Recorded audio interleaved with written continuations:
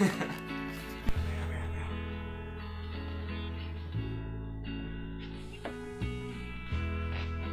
no? Sí, estamos en la mañana en la que vamos a ir a entrevistar a Mr. David Verticals. O sea, no sé que se caga vivo. ¿Are you ready? Yes. No. Andando, tampoco vamos a ir corriendo ni nada, ¿sabes?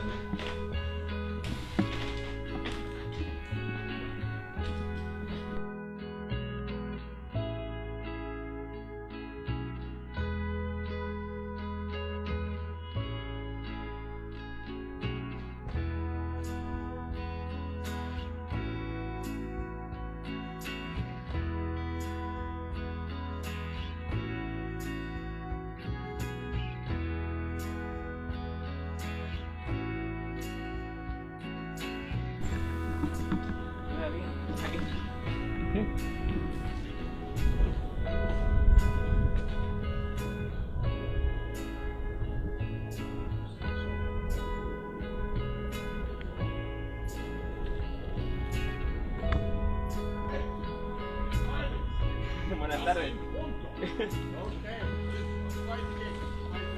It's open? Okay. Yes? Ah, okay. Well, what a trouble. Hi! Hello! How are you, David? Now you're Alejandro, Yes. okay? Okay. Okay. Give me a hug. Okay, you got a hug. Yeah, You are? the cameraman. The cameraman! Cameraman. Yeah!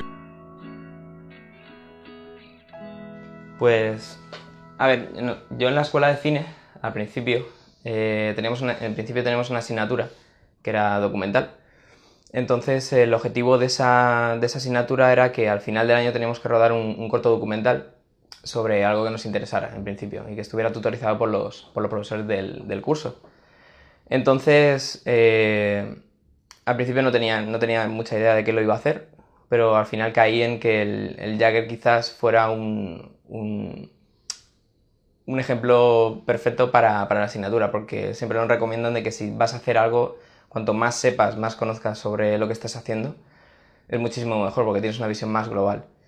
En principio, el proyecto salió, que es el vídeo este de Yo soy Jagger de hace 2 años. Esa fue la idea original, que sí que está un poco más avanzada y más desarrollada porque se enfocó más a vender el proyecto del documental. Y no hubo un momento en el que nos paráramos y dijéramos vamos a hacer un documental sobre esto, sino que yo creo que fue creciendo, porque a medida que íbamos rodando y iba presentando a mis compañeros la idea sobre el Jagger, evidentemente te empiezan a hacer preguntas. Y te empiezan a hacer preguntas en el sentido de dónde viene el Jagger, qué es, de dónde viene, qué es esto, por qué te pegas de palos, ¿no? Básicamente. Y sí que en un primer momento no tenía, en ese momento, hace 3 años, una cosa así, casi nadie tenía mucha información sobre el Jagger. O sea, desde los orígenes, cómo nació, de dónde se extendía y todo lo demás. Sí que sabías que en Alemania se jugaba, en algún sitio más se jugaba, en España evidentemente se jugaba, pero nadie tenía más información, lo cual sí que me llevó a investigar un poquito más y decir, esto es mucho más extenso de lo que en principio pensábamos, y a medida que fue creciendo el proyecto y fue avanzando desde un corto documental de 1 minuto y medio que tenía que durar a una película. O sea que fíjate lo que ha evolucionado todo. Los primeros meses sí que hubo un tiempo de parón en el proyecto que hizo que nos planteáramos realmente si se podía hacer o no, porque a la hora de buscar dinero, todo lo que teníamos pensado para hacer necesitábamos muchísimo dinero. Yo me reuní personalmente con productores, me reuní con marcas y ninguno de ellos nos ponía ninguna opción viable de decir os ponemos dinero para hacer lo que queréis hacer. Nadie confiaba en nosotros tampoco, ni en el proyecto. Entonces, como última opción sí que nos lanzamos al crowdfunding, porque ya en ese momento pensé, si ya llegados a este punto la comunidad de Jagger no quiere que el proyecto salga adelante, no lo hacemos. Y era una prueba de fuego realmente. Y ahí está el resultado, que salió muy bien, nos lo preparamos muchísimo. Y todo aquello pues resultó salir muy bien. Recaudamos más del 100%. Y hubo mucha gente que puso bastante dinero como productores. Y eso nos ha ayudado a patearnos medio mundo grabando Jagger.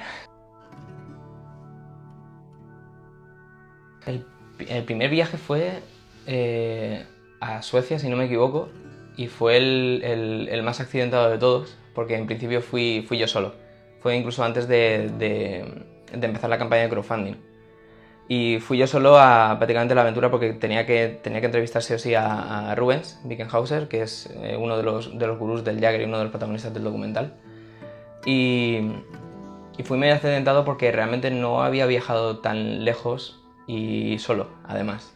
Aparte íbamos a un torneo de Jagger, que era uno de los torneos internacionales que hacían en Suecia, que lo hacían a la par con un festival de metal, lo cual era muy curioso. Y el ambiente que había pues estuvo muy bien.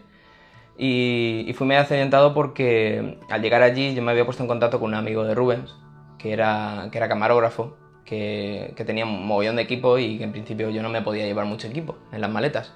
Y él se llevó bastante más equipo.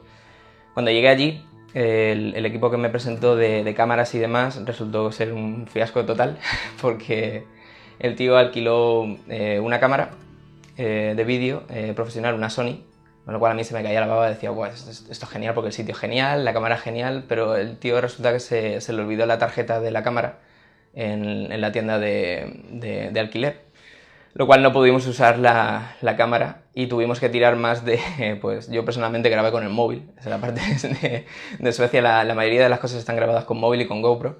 Y después la entrevista de Rubén sí que por lo menos pudimos sacar una Handycam, una cámara casera y poder hacer la entrevista.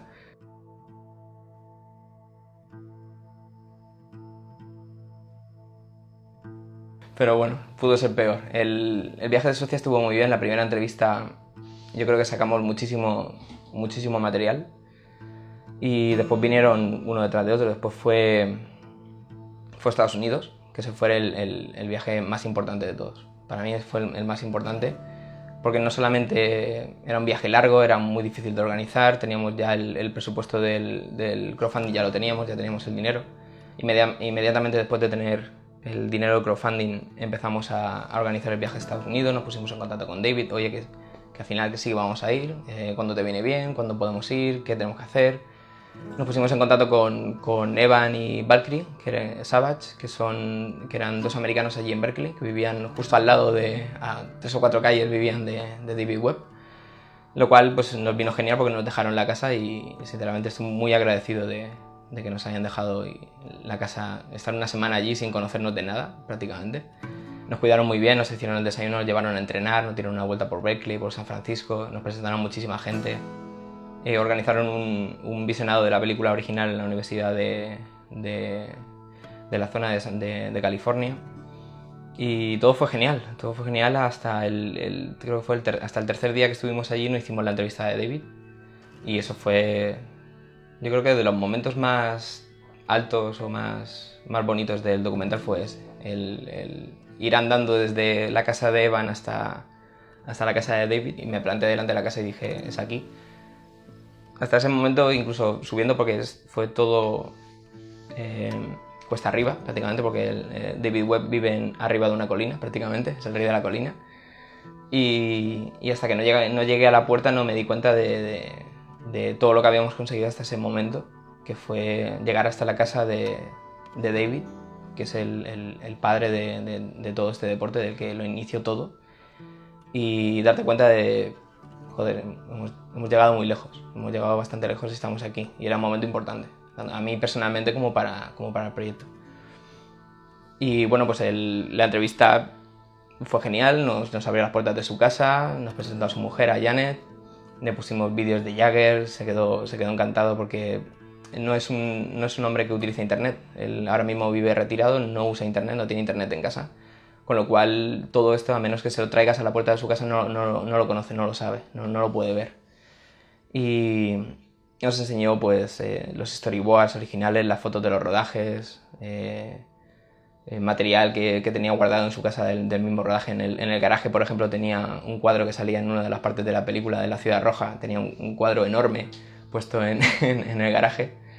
Y la verdad es que la entrevista fue genial, fue muy amena, nos contó muchísimas cosas que no sabíamos, ni del Jagger, ni del proyecto, ni de la película original, y sacamos muchísimo de esa entrevista.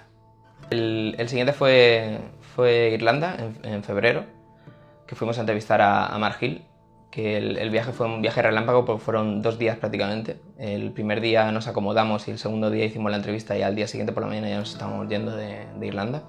No nos dio tiempo ni a entrenar, ni a hacer todo lo que quisimos, pero sí que, por ejemplo, desde mis partes favoritas, porque Irlanda es muy bonito. La parte donde entrenan ellos es genial, es en Phoenix Park. Sacamos unos planos preciosos y la entrevista con Mark pues es una persona que lleva más de 10 años ya con el Jagger y 10 años con 70. Y para mí personalmente es una persona que admiro bastante porque hace muchísimo por el Jagger, tanto dentro como fuera, como proyectos personales de fotografía, de ilustración, de intentar expandir muchísimo más el deporte en Irlanda, porque es muy complicado expandir un deporte en Irlanda, muy complicado, mucho más que en España, pero que lo están haciendo muy bien y los resultados que después sacan en torneos internacionales los puedes ver. O sea, llevan siendo top 10 de Alemania casi 10 años y solamente están ellos. O sea, no hay nadie con quien puedan jugar, a menos que salgan fuera y a otro país y viajen y cojan un avión y jueguen en torneos, no juegan contra nadie más. Y eso es admirable, la verdad. A Alemania pues fue bastante más complicado porque cuando nosotros estuvimos en Irlanda nos vieron la noticia de que quizás ese año el DM no se hacía, lo cual se nos caía el mundo encima si al final el torneo internacional no se hacía y teníamos que esperar un año o ir a un torneo más pequeño o alguna cosa así, porque no iba a ser lo mismo prácticamente. Después hubo suerte de que en White House tomaron el relevo de Berlín y hicieron el torneo de Alemania, el DM. Y a la hora de organizarlo pues sí que fue bastante más complicado porque teníamos que pillar coches, teníamos que viajar al borde de la República Checa, que era donde estaba White House, después los vuelos, los hoteles y demás. Y sí que fue el viaje más costoso quizás de organizar, pero el que marcaba el final del documental prácticamente. Todo salió perfecto. Edu que era un compañero de Jagger, vino ese año a grabar con nosotros.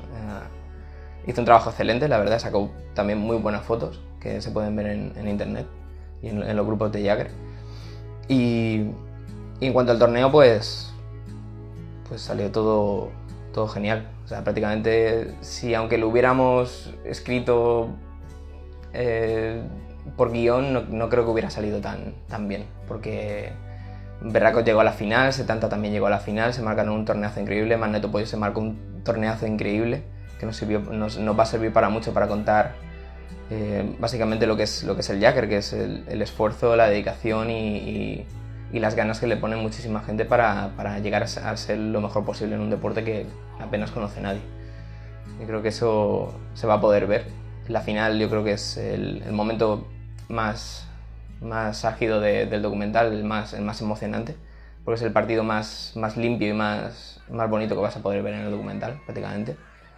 Y sobre todo la fiesta al final, porque lo bueno que tiene el Jagger es la camaradería y las amistades que nacen solamente de un solo partido, de jugar solamente una vez con una persona. Ya puedes unir muchísimos lazos, porque el Jagger es lo bueno que tiene también, que une muchísimo a la gente, sea donde sea.